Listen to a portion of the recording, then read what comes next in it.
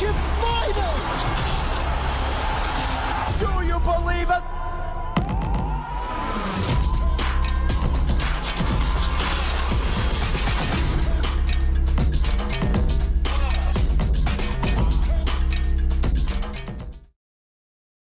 Rolling, ready, and action.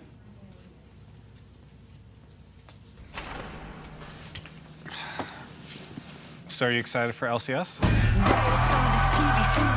It is an end of an era. So many of those that kind of had an iconic hold within the scene are gone. The Age of Gods has ended. Copy that. I've given him the note to be more casual. What's that mean? Do you think you can save LCS? Yeah, it. I'll save LCS. It's time for a new LCS. Tactical, FBI, Spica. These rookies are hungry for success. People say you might be the next great. I'm not really worried about anyone else. I don't really think about them that much. Tactical is doing everything! I want people to fear me. Definitely coming for the trophy. Are there any other junglers in the LCS that are going to be better than you? No. 2021 is going to be about domination. This isn't just a new year, it's a new game. This is your new LCS. This year, they're coming for blood.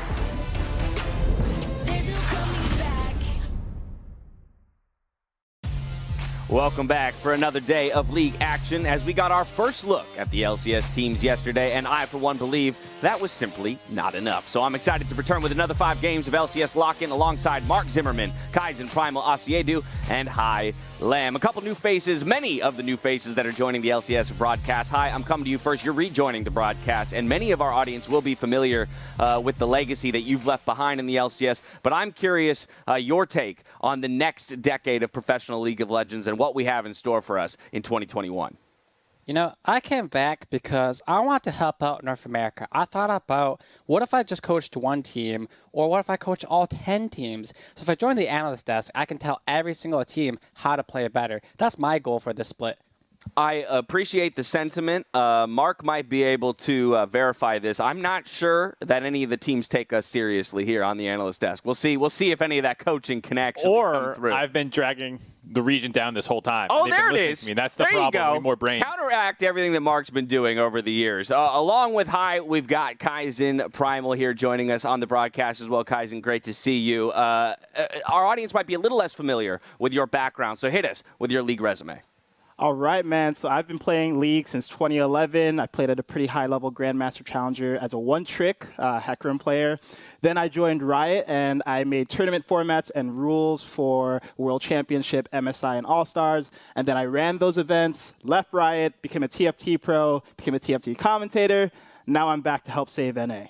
Touched nearly every aspect of esports when it comes to player, coach, making the rules, and now an analyst on the desk as well. I'm noticing the war paint, my friend. I got to hear the story behind that as well. It's simple, man. League of Legends is war. Yeah. That's it. There it is. It looks great on you. Getting ready to see some teams do battle today. Gentlemen, you have some big shoes to fill because yesterday fans like Sarah Kenga were pretty excited about the desk lineup that we had, going so far as to create this Photoshop masterpiece. I mean, it's easy shoes for me to fill. I'm just myself again. I don't have to do anything different. So is Hai Emily or the cat? I guess with the war paint and like the leopard print, I think Kaizen. I want to be the cat. Oh, you're gonna have to fight over it then. I love Emily, don't get me wrong, but I have 2 cats. I'm a giant fan of cats. I'm a cat guy, not a dog guy. I'm sorry for everyone out there, but I love cats. I want to be the cat if there's a choice. Nah, no cats for me. Honestly, I'm not worried about the big shoes because I have huge feet. And also, since Aloran brought his cat yesterday, I'm going to bring my dog. His name is Uzi. He's my co-commentator here, so he's going to be providing some extra analysis between the games. Uzi, the 80 carry main. I love to see it. We're filling up the broadcast with all the pets. I got to get me a dog, man. I'm missing out. Well, we came into day one hyped about the big ticket imports, but the players that honestly blew us away on the first day of games was the homegrown NA talent. We had highlights from people like Team Liquid's Tactical, Golden Guardians, Niles, and Dignitas solo laners, Fake God, and Soligo. Mark, let's start talking about Tactical. Yeah, probably the biggest name on this list right now. Tactical had an incredible summer split in his first full-time starting position. He had an incredible playoffs as well. People remember that 1v9 base defense, which then also led into a great Worlds performance, and it's continuing so far in 2021. Yes, he is laning with Core JJ, which puts things on a little bit of easy mode, but he's still aggressive. You know, he's still a great playmaker. You see him going forward, charging in this fight, willing to die to set his team up to pick up all these kills, and I am thrilled to see that out of him, and I can't wait to see what 2021 holds. Now, Tactical, a bit of a holdover from last year's LCS. If we talk about some of the newer faces, Primal, we had a lot of questions surrounding a collegiate player stepping directly onto the LCS stage, but Niles came away with a victory just yesterday. Yeah, man, Niles came in hot, super impressive. He came out of the collegiate scene where he was a champion and played his pocket pick, right? Gangplank is not a meta pick right now, but he played it. He said, look, I'm comfortable, I'm confident on this champion, and I think he really held his own. So I'm excited to see Niles. I want to see his other picks like Jace as well, and I'm excited to see if he can stay at an LCS level. A team that was expected to struggle in Golden Guardians here right off the bat. They are sitting at 1-0 in the lock-in tournament high. Let's take a look at a pair of solo laners, Soligo and Fate God. These are guys who have had opportunities at times to try their hand in the LCS, but now the official starters here for Dignitas. What do you think of their day one performance? Right. I'm really happy that there's a bunch of new mid laners in LCS, Soligo being one of them. I want to see more from him, however. He kind of got gifted a few kills this game and had a winning jungle, so I want to see him against stronger mid laners to see how he does. I'm very happy with Fate God's performance. He pretty much just destroyed Licorice, who is one of the best top laners in the league. Granted, you know, when you have a winning jungler that's like playing topside, yeah, you're going to look good, but he played well to that, and I'm excited to see more. Yeah, I think what was really intriguing to me yesterday as well about these two players was Alorum's kind of anecdotal addition to their story of, you know, what it means to be given the backing, the full backing of an org to say from day one, you are the starters. You're not being subbed up from an academy roster to try and fill in or be the glue piece to some other strategic implication. We are building this team from the ground up with you two in mind. Yeah, definitely. I mean, it's a lot easier to have to get acclimated to the water than just thrown into it and told to sink or swim. So I think anyone who's given the opportunity as a younger player is going to feel much more comfortable in this position. Well, moving on from some deserved praise for some of the day one stars and turning our attention to what's become a bit of a day two trend here in the LCS, we gathered some statements from across the internet, and you three are going to tell me whether or not it's an overreaction after day one. First up, very simple. Cloud9 scammed. What do we think? Were they? They were scammed. Straight up? Tell me why. Tell me why. All right. So I know everyone's hyped about Perks. He's a 10 out of 10 player, great in-game, out-of-game leader. But you also gave up Licorice, right? And he's a really, really good player himself.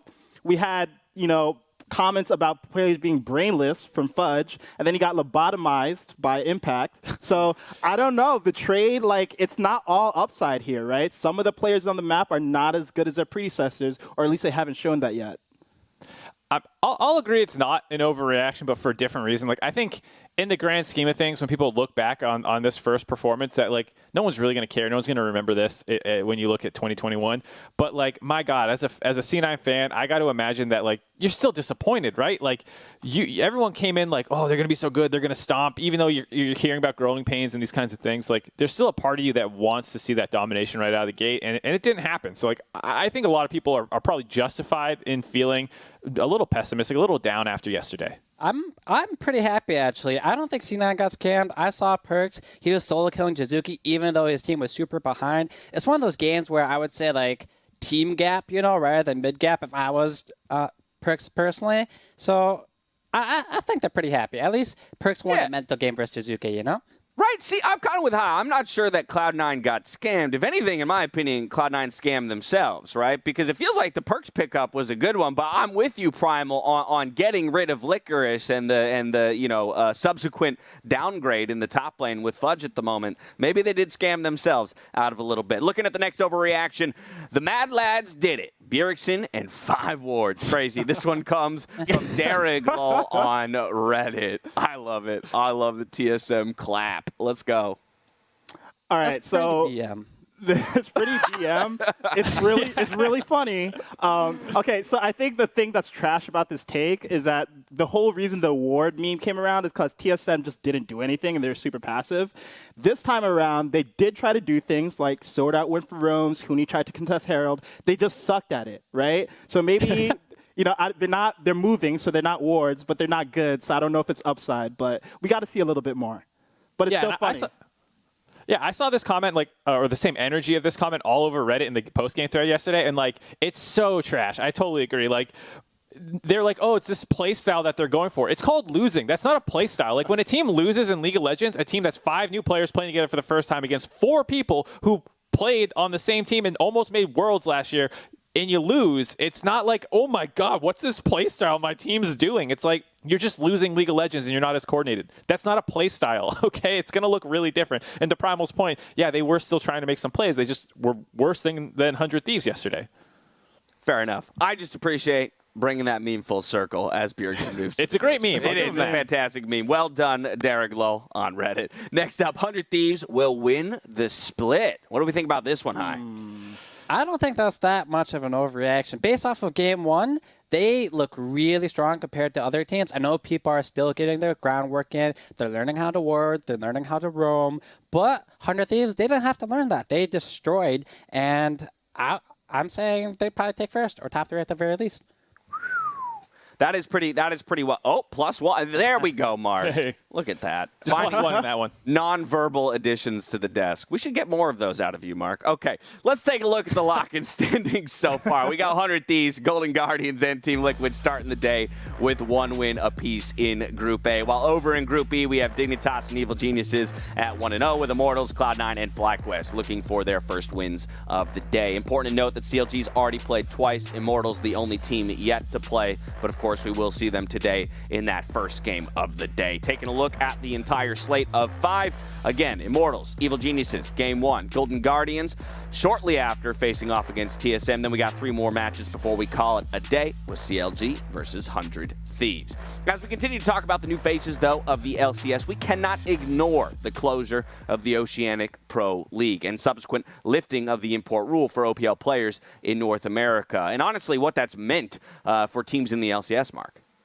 Yeah, I mean, it's obviously a tragedy, what happened there. I mean, that's a whole, scene just gone, orgs shut down, people losing jobs, and that's all tragic and really sad. But there is one small nugget that you can look to as the positive side, which is that for some of the top players in that region, they're getting an opportunity now in North America because that restriction has been lifted. We're looking at people like Fudge, Lost, Raze, and Destiny. These are people who might not have gotten an opportunity if they still counted as an import slot. I mean, Fudge has taken over Licorice's import or non-import spot in the top lane now, which he couldn't have done previously. Same with 100 Thieves. Someday couldn't be on that team. Lost could not be with Huni in Sword Art on TSM. And, if you're looking at those 3 names and guessing who's going to get cut from that situation, it's probably Lost if he's still counted as an import. And so that is the one optimistic thing that you can take from this, is that a number of players are getting an opportunity. They're making more money, and they're at a larger scene than they previously could have been. I'm curious then, Primal, for you, of this slew of OPL players that have joined the league, who excites you the most?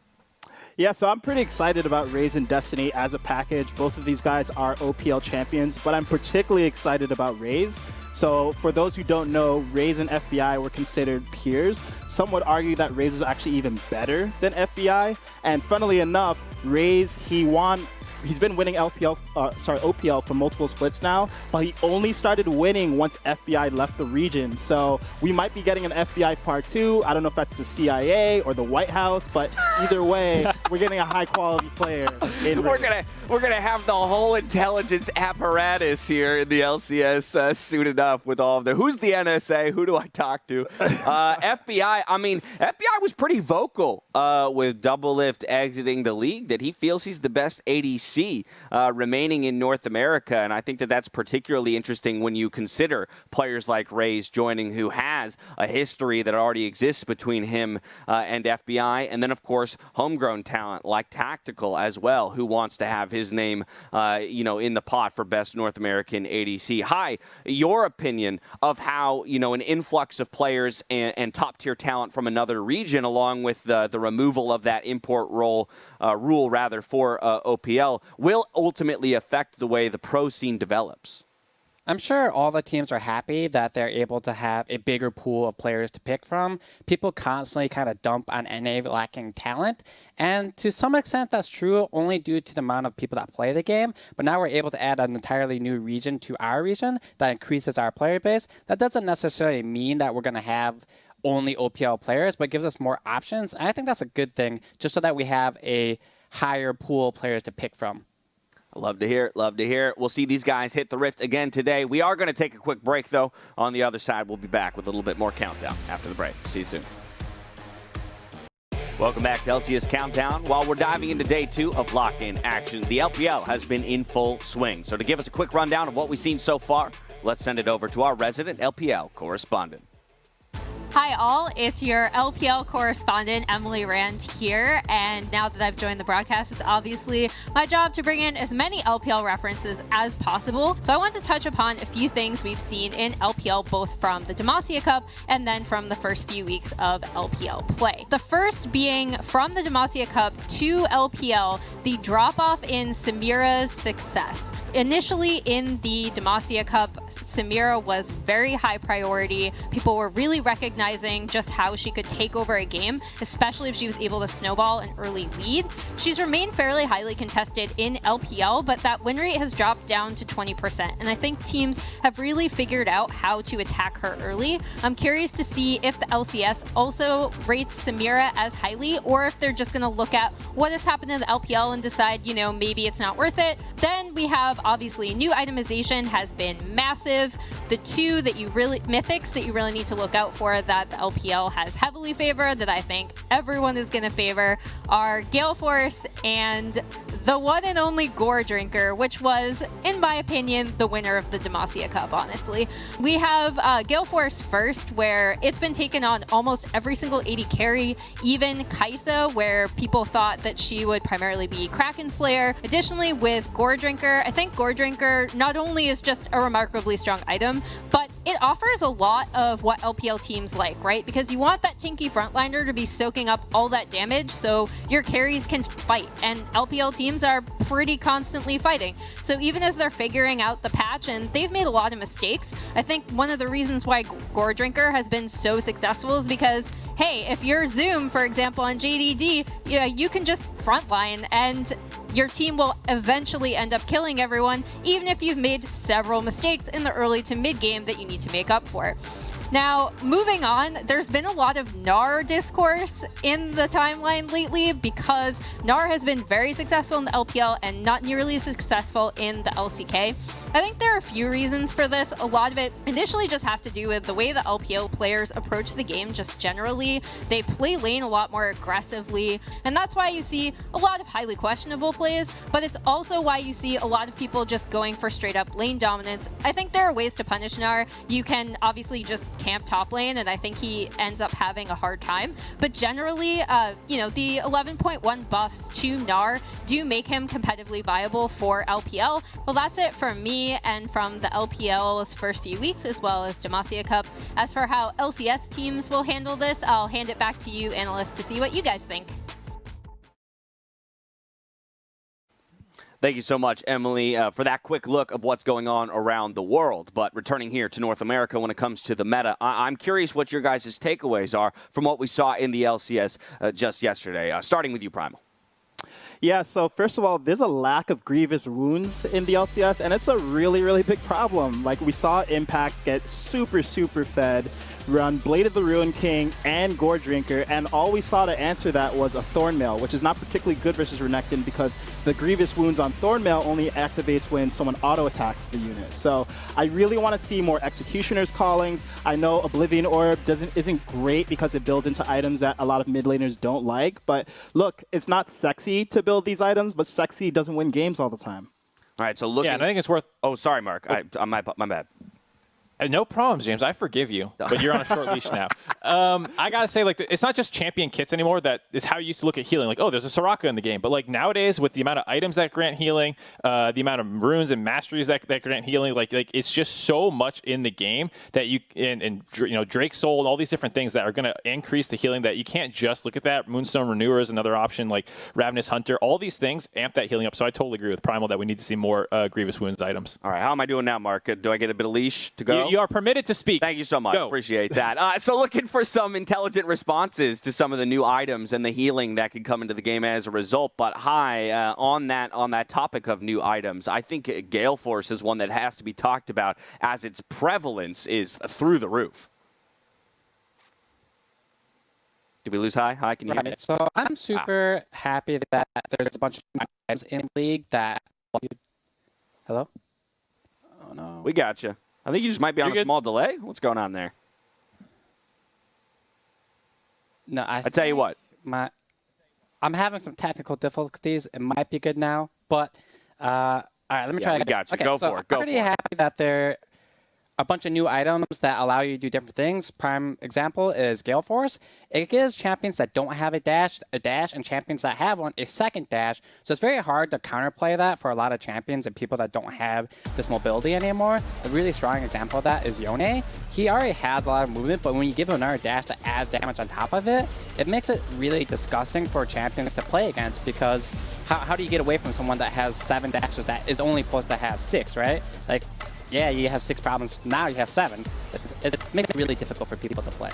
All right, you're always prepared for number 6, but that 7th one will get you. It'll catch you off guard. No, it's an interesting conversation, the way that you have to, you know, track opponent builds to understand how the mechanics of the game are going to change as time ticks along. You know, until that Gale Force is completed, don't have to worry about dash number 7. But then as soon as it is, you have to completely warp the way you you know, play around it in its entirety. That's a lot about item meta, but Primal, let's talk about champions as well. Who are you looking at?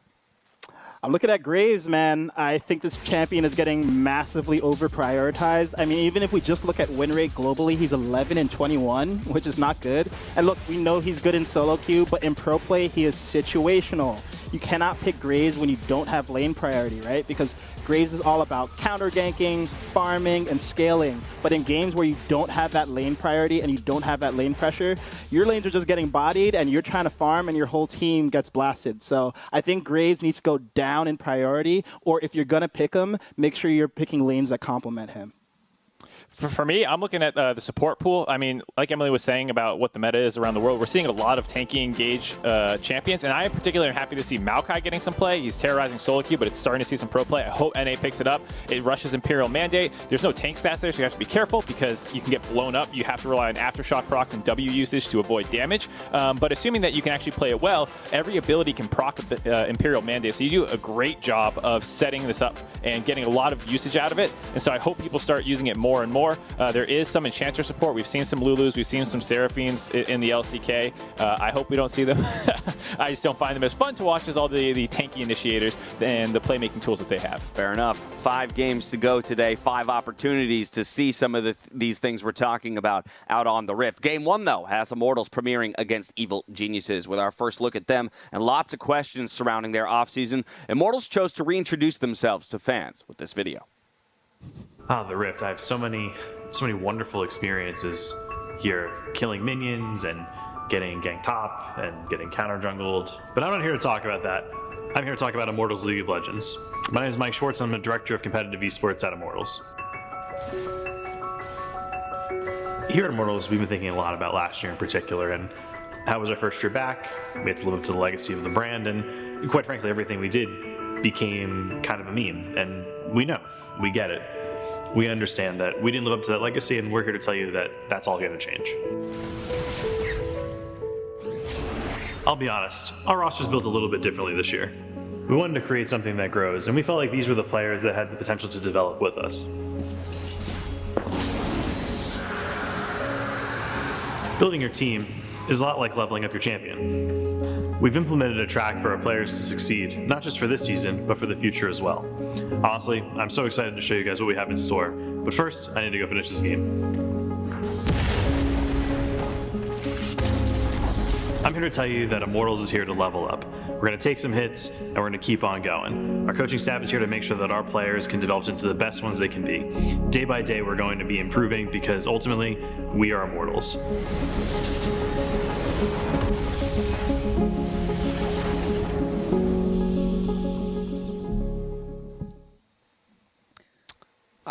I cannot believe that video was approved and actually made. It feels like one of those things that like went full circle. It's so bad that it's good. I don't know if I'm the only one that feels that way, but it hasn't gone full circle for me yet. Prime. I actually want an Immortals jersey now, and I want them to make the world's music video the same team because it was that good to me. There it is. There it is. I appreciate the transparency that a number of our orgs have come to the table with this year when it comes to rosters. We did call out Golden Guardians yesterday. I think the same should be said for Immortals here. We do know that they're working through a number of issues, and so when it comes to their lineup that they'll be fielding today, you will see the likes of Revenge, Potluck, Insanity, Keith, and Joey. And Mark, I think that's where the conversation has to start, that this is not the intended starting lineup for the season. Yeah, I mean, they're definitely one of the teams that we would classify as some of the more developmental pros rosters. Xerxes would be the jungler who would be the kind of stabilizing force. Unfortunately, not here yet, but a lot of these are pretty familiar faces. Potluck, Keith, and Joey have all had opportunities in the LCS before, so I'm excited to see them get some more playing time under their belt here in the lock-in tournament. I think with that, there's a lot of hype high specifically for a player like Revenge. This is a guy who, over the years, has always been in the conversation when it comes to solo queue and his performance and his ability to climb the ranked ladder there. But we know that it's a totally different game when you step on to the professional stage. Right. He's consistently top 10 in solo queue, but unfortunately for him, LCS is a bit different than solo queue, or at least I'd hope to think. Some might argue it's the same thing, but, maybe he's able to transition LCS games into solo queue games, kind of make them like a fiesta, and then he can pop off. But I'm hopeful that he has learned a lot in his time practicing in scrims to be able to convert his mechanics into team play. Well, his debut today is up against Evil Geniuses, who impressed us yesterday in their first game by taking down the likes of Cloud9 Primal. Yeah, I thought this team actually defied my expectations, and I particularly was impressed with Jizuke. This is a player who was sort of 1v9 when he was really good, and it was a 4v5 when he was really bad. So this time around, we saw him exert a lot of control, really smart positioning, especially when he didn't have flash, and allow the game to go in his favor by not allowing Perks to get out of control. So really impressed with Jizuke, and looking forward to seeing more from him. Yeah. Go ahead, Pi. I think there's like a really weird criticism of Jizuke. People saying that sometimes he's like throwing because he pushes too far. But like, I feel like that's a good criticism for them because of the fact that if your mid laner is doing so well, he's like on the inhibitor turret, but he sometimes dies for it. It's pretty easy to teach him not to die there, right? But he has to be good enough to get there in the first place, if that makes sense. Like it's easier to teach someone not to throw than it is to teach someone how to carry, in my opinion. Definitely the case, and I mean, on the complete opposite end of that spectrum is Impact, who is such a rock in the top lane. He had a great debut showing, and I think this is a totally overlooked portion of their offseason because everyone talked about Alfari coming. No one really talked about where Impact went. This was one of the best top laners in North America, and you got to see him show that again yesterday, and he did it in a little bit different style. We've seen him play Renekton before, but he went Blade of the Rune King second to go double DPS items to handle Yone in the side lane. So that was really cool to see, and we get to see hopefully more of that in the future with him kind of unlocked from TL's playstyle out of Impact. A very exciting roster. That's game one of the day. We'll see if EG can stay hot or if Immortals can take them down a notch as we get day two underway. Let's hand it over to the Doug Duo, Freak and Azael, for game one.